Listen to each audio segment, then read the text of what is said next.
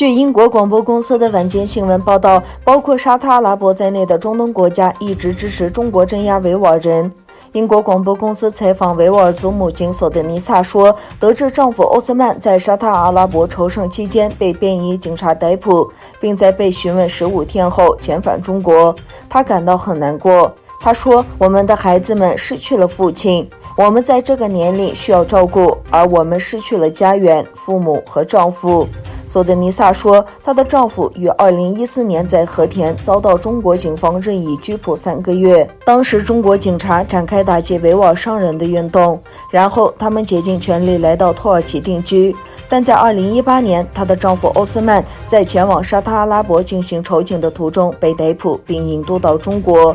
报告援引维吾尔族知识分子阿布多歪利阿尤普的话说，他知道沙特政府已经将至少5名维吾尔人引渡到中国，其中3人是他的熟人。据报道，在2016年末和2017年初，埃及当局拘留了至少300名维吾尔人，并将他们驱逐回中国。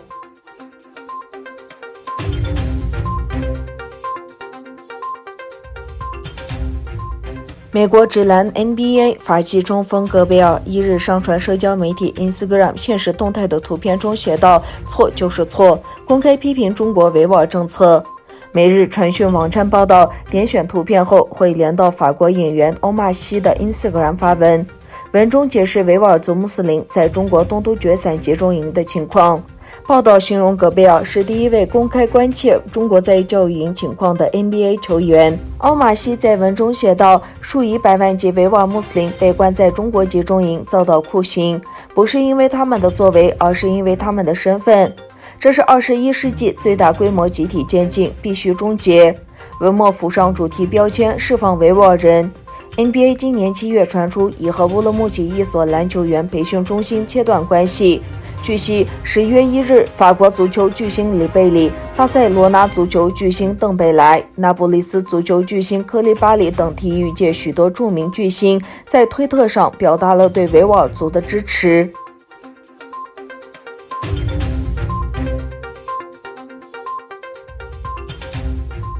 美国共和党联邦众议员佩里推出一项法案，将中共定为跨国犯罪集团。佩里表示，他与众议院蒂姆·波切特和斯科特一起提出立法，要求将中共认定为跨国犯罪集团，对其进行起诉、惩罚和铲除。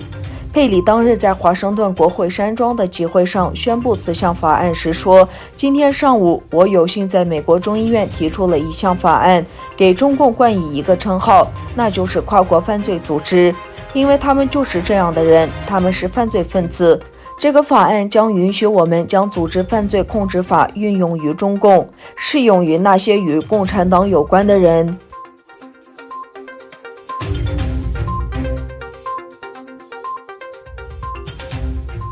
伴随11月的美国大选投票日日益临近，这些问题一直盘旋在美国各情报机构人员的脑中。今年8月，美国国家反情报与安全中心曾发表声明警告称，外国势力会使用隐秘和公开的影响措施，以达到试图左右美国选民的目的，并直接点名俄罗斯、中国与伊朗3个国家。在美国情报机关看来，这3个国家不应该放在一起分析，因为每个国家能力不同，且各自有自己的目标。在2016年美国大选及其之后带来的余波中，俄罗斯抢走了不少戏份。简单来说，美国情报机构认为俄罗斯试图让美国选民偏好特朗普。特朗普政府一直大力声称，今年带来的主要威胁不是俄罗斯，而是中国。本月，特朗普在推特上写道，他们当然想要拜登，我已经从中国拿走了数十亿计的美元，把这些钱给了我们的农民和美国财政部。如果拜登和亨特赢了，中国将拥有美国。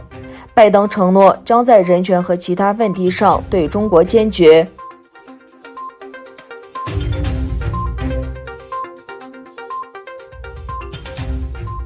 报道称，自5日下午起，共有12个反对派政党的支持者聚集在首都比什凯克市中心的阿拉套广场，要求总统热恩别科夫辞职并取消议会选举结果。集会者总计约5000人，部分集会者试图冲击政府大楼，但被警务人员制止。此前，其内务部已呼吁反对派停止集会和抗议，以防止冲突升级。吉尔吉斯斯坦抗议者当地时间6日凌晨与警方发生暴力冲突，随后占领了政府大楼，并释放了在押的前总统阿坦巴耶夫。